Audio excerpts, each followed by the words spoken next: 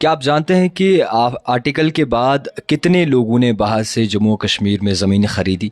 क्या आप इस बात से वाकिफ़ हैं कि 5 अगस्त 2019 के बाद यानी कि एब्रोगेशन ऑफ आर्टिकल 370 के बाद कितने बाहर से ऐसे लोग हैं जिन्होंने जम्मू कश्मीर में जो है प्रॉपर्टीज़ ख़रीदी?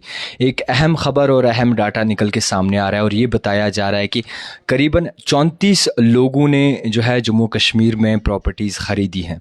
अगर मेरे साथ कोई नया देखने वाला है या फिर जितने भी देखने वाले हैं उनको बता दूं कि आर्टिकल 370 के बाद यानी कि 5 अगस्त 2019 के बाद बाहर से 34 लोगों ने जो है कश्मीर के अंदर यानी कि जम्मू और कश्मीर के अंदर प्रॉपर्टीज़ ख़रीदी हैं।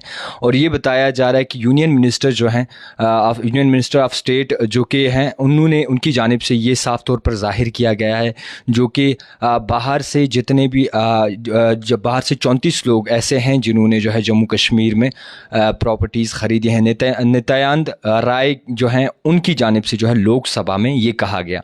और आपको बता दूं उनकी जानिब से ये भी कहा गया कि 370 जो है एक स्पेशल स्टेटस था जम्मू कश्मीर के अंदर। उसके बाद जो है 5 अगस्त 2019 के बाद इसे जो है यूनियन टेरिटरी बनाया गया, जिसमें पहले अगर देखा जाए तो कोई भी बाहर का ऐसा नहीं था या कि फिर कोई भी बाहर का शख्स जो है जम्मू कश्मीर में ज़मीन नहीं ख़रीद सकता था। और 5 अगस्त 2019 के बाद करीबन ये तादाद जो है 34 लोगों तक पहुंच गई, यानी कि 34 लोगों ने जो है जम्मू कश्मीर में ज़मीनें ख़रीदी हैं। और उनकी तरफ से ये भी बताया गया एज़ पर गवर्नमेंट रूल की एज़ पर गवर्नमेंट की जानिब से ये बताया गया कि जितने भी प्रॉपर्टी ख़रीदी है यानी कि जितने भी लोग हैं जिन्होंने जम्मू और कश्मीर के अंदर प्रॉपर्टीज़ ख़रीदी हैं और उनमें जो लोकेशंस हैं वो भी आप तक पहुंचाने की पूरी कोशिश करूंगा। टोटल 34 लोग हैं जिन्होंने 5 अगस्त 2019 के बाद जम्मू कश्मीर में ज़मीनें ख़रीदी हैं और वो लोकेशन जो साफ़ तौर पर ज़ाहिर की गई हैं वो बताई जा रही हैं। एक तो जम्मू में और रिसाई में ज़मीन ख़रीदी है और उधमपुर में ज़मीन ख़रीदी है और इसके बाद जो है गांदरबल में ज़मीन ख़रीदी है। आपको बता दूं कि टोटल मिला के 34 लोग ऐसे हैं जिन्होंने जम्मू कश्मीर के अंदर जो है प्रॉपर्टीज़ ख़रीदी हैं।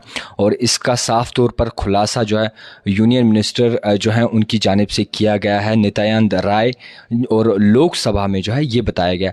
और आपको बता दूं कि जो आर्टिकल 370 था यानी कि ये महफूज रखता था, एक स्पेशल दर्जा था, उनकी जानिब से ये बताया गया कि स्पेशल दर्जा था जम्मू कश्मीर के लिए, स्पेशल स्टेटस था। और एब्रोगेशन के बाद जिस तरीके से बाहर से 34 लोगों ने ज़मीनें ख़रीदी हैं यानी कि प्रॉपर्टीज़ ख़रीदी हैं कश्मीर के अंदर और जम्मू के अंदर, उसमें से डाटा जो निकल के सामने आया वो भी आप तक पहुँचाने की पूरी कोशिश की। और ये भी उनकी जानिब से साफ़ तौर पर ज़ाहिर किया गया है कि जो 370 था एक स्पेशल स्टेटस था। 5 अगस्त 2019 के बाद ये यूनियन टेरिटरी बनाया गया, जम्मू कश्मीर और लद्दाख बनाया गया।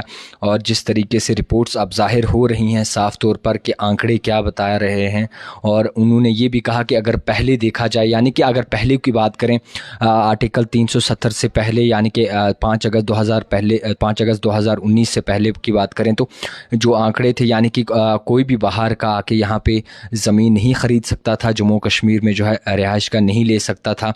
और ये एक दर्जा था यानी कि यहाँ की नौकरियाँ यहाँ तक महदूद थी, यहीं के जो हैं बाहर का कोई भी अप्लाई नहीं कर सकता था। और इसी सब के बाद 5 अगस्त 2019 के बाद जिस तरीके से यूनियन टेरिटरी बनाया गया, मगर आज भी जो है कहीं ना कहीं ये भी बताया जाता है कि स्टेट हुड का दर्जा जो है वो वापस मिलेगा, यानी कि ये साफ़ तौर पर ज़ाहिर किया गया था। होम मिनिस्टर द्वारा ये बताया गया था कि सबसे पहले हदबंदी कमीशन होगी और हदबंदी कमीशन के बाद जो इलेक्शंस होंगे और शायद इलेक्शंस के बाद जो है स्टेट हुड का दर्जा जो है वापस मिलेगा। और जब अमन चैन और सुकून होगा तो स्टेट हुड का दर्जा जो है वो वापस किया जाएगा। ये मेरे अल्फाज नहीं है, ये होम मिनिस्टर जी के अल्फाज हैं। और उसके बाद जो है कई तरह ऐसे सियासतदान थे जो इस चीज़ पर सियासत भी करने बैठ गए थे और ये बता रहे थे कि आखिरकार कब जो है स्टेट हुड का दर्जा वापस मिलेगा, चाहे वो NC हो, PDP हो, अपनी पार्टी हो, पीपल्स कॉन्फ्रेंस हो, या फिर दीगर ऐसी कहीं पार्टी जो है वो इस चीज़ पे बहसबाजी करने लगी। फिर इसके लिए अलग से जो है PAGD बना, जिनका मुद्दा मंशूर यही था कहीं ना कहीं जो है हमें अपना स्पेशल स्टेटस वापस चाहिए। और इस सब को अगर मुद्दे नज़र रखें तो कहीं ना कहीं अभी जिस तरीके से हालात बने हैं, कहीं कुछ पार्टियां ऐसी हैं जिनका मुद्दा मंशूर फ़िलहाल अभी वक्ती तौर पे यही है। इलेक्शंस की तैयारियां अरूज पर हैं। इलेक्शंस में जो है बहुत सारे आज कन्वेंशन भी आप देख रहे होंगे कि किस तरीके के कन्वेंशन जो है वो किए जाते हैं दीगर ऐसी पार्टियों के के द्वारा, और बयानबाजी भी जो है निकल के सामने आती है। मगर जो आंकड़े अभी के बता रहे हैं, इलेक्शन जो है वो भी नज़दीक है, बाहर के असम्बलीज़ में इलेक्शंस हो गए, आप सबकी नज़र जो है जम्मू कश्मीर पे ज़रूर होगी और सियासतदान जो है अपनी सियासतदानी कर रहे हैं।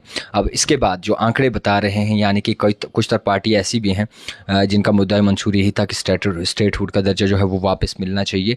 अब जो आंकड़े अब निकल के सामने आए और ये बताया जा रहा है कि 34 लोगों ने जो है, बाहर के 34 लोगों ने जम्मू कश्मीर के अंदर जो है प्रॉपर्टीज़ ख़रीदी हैं आफ्टर आर्टिकल 370 के बाद। ये साफ तौर पर जो है union minister of state for home Nityanand Rai की जानिब से जो है लोकसभा में कहा गया।